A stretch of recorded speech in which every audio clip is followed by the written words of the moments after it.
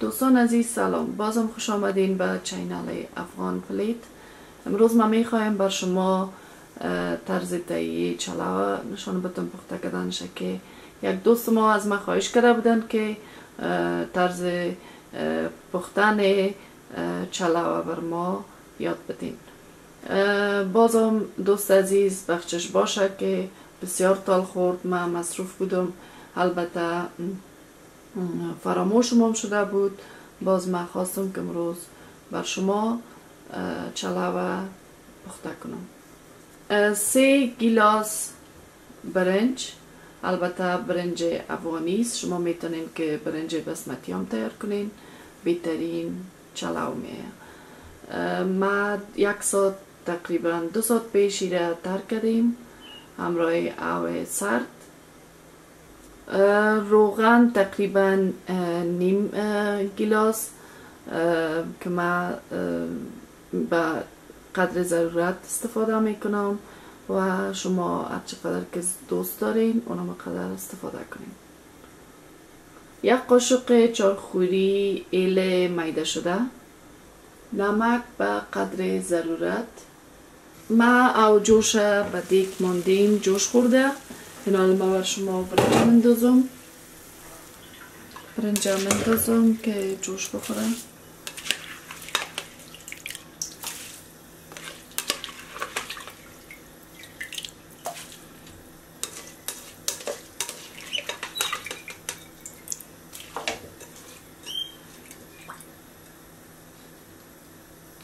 البته ما یک قاشق چایخوری به آب برنجمم، 1.5 قاشق نمک استفاده میکنم وقت جوش دادنش که برنج ما قط بکشه و طعمش بهتر شود. من میمونم که برنج ما جوش بخوره، تا زمان جوش میتونم که برنج ما کم درشت بانه، زیاد از پیشتان نره که برنج خراب میشه، شله میشه. من سرش میمونم که جوش بخوره و به حساب ما بسیاری وقتا سرش میمونم، سی وقتا محاله و وقتش نمیمونم که برنج ما سرش به حساب بدونه که ما چی بتم ببخشین سرش بانم.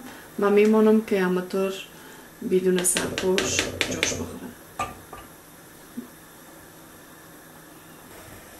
دوستان عزیز، ما روغن انداختم و این کرویک ما که روغنم کاملا سرخ شوه و اگر میخواین که چلاوتان چرب بسیار خوبش بیایه و خوش رنگ و خوشبوی شوه، روغنش کاملا سرخ کنین. وقتی که برنجتان دم خورد باز روغنش ببخشین، وقتی که میخواستین که پیش از جوش که خورد صاف کردین باز روغنش میندازین. حالا من میمونم که روغن سرخ شد.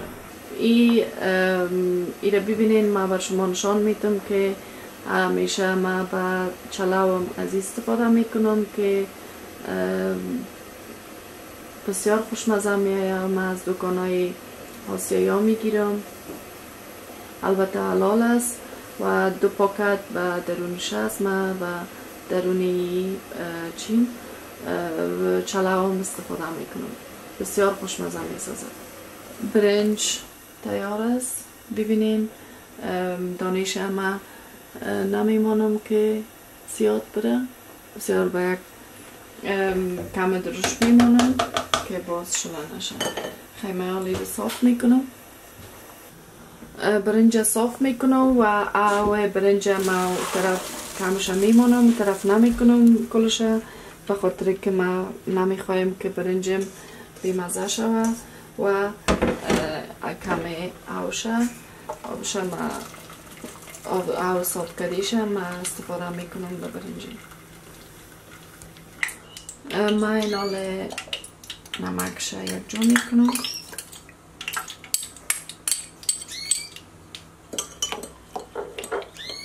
و می آو صاف کردیم است که ما برنج صاف کردم و آوشه کم گرفتم. 1 گیلاس چای خوری و از این که به شما گفتم استفاده میکنم. جدا میشه.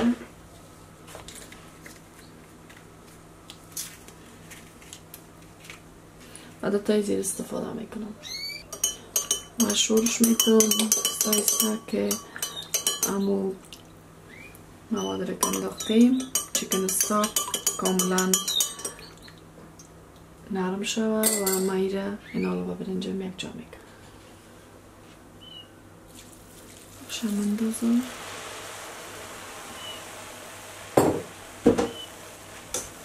آیسته آیسته شور میتونش.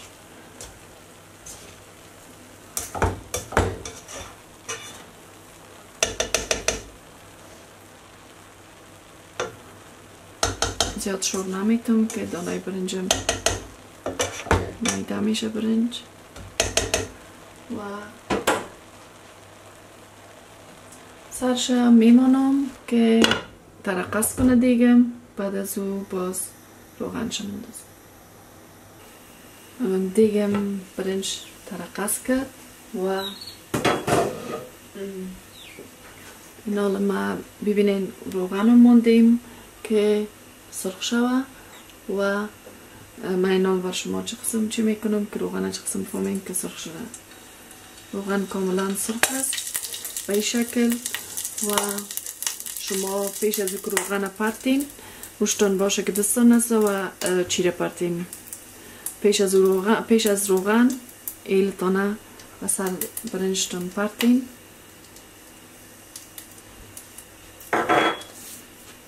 و آیسته آیسته روغن و سر برنجتان میندازیم.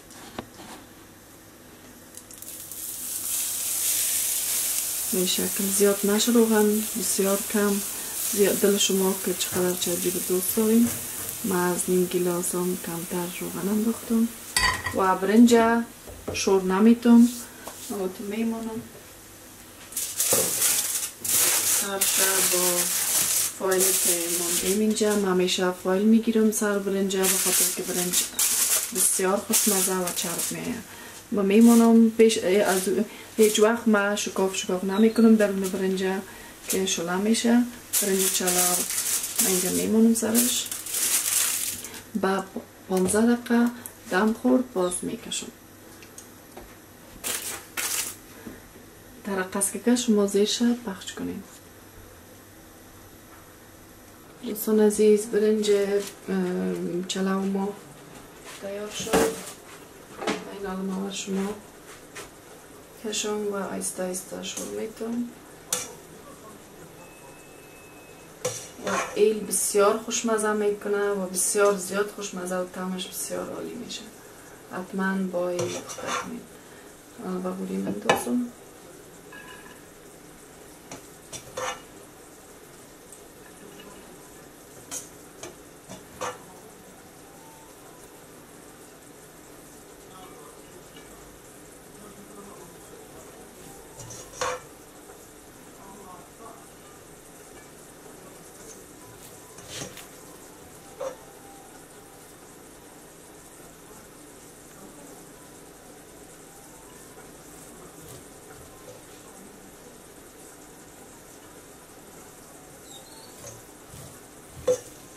و میتونین که تا دیگیش بغل برنج بکشین.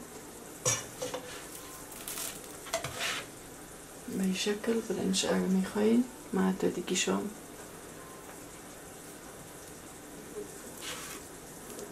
بغل برنج بکشم.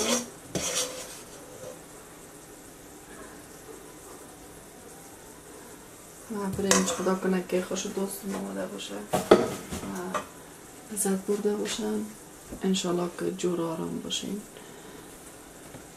ببینین بسیار برنج خوشمزه است و حتما تیار کنین. ایل یادتان نره روغن سرخ باشه به خاطر که طعمش خوب و خوش رنگ میده و بویش بسیار بوی عالی میده. خدا کنه خوشت آمده باشه خواهر عزیزم. انشالله که جور زد باشین. انشالله که به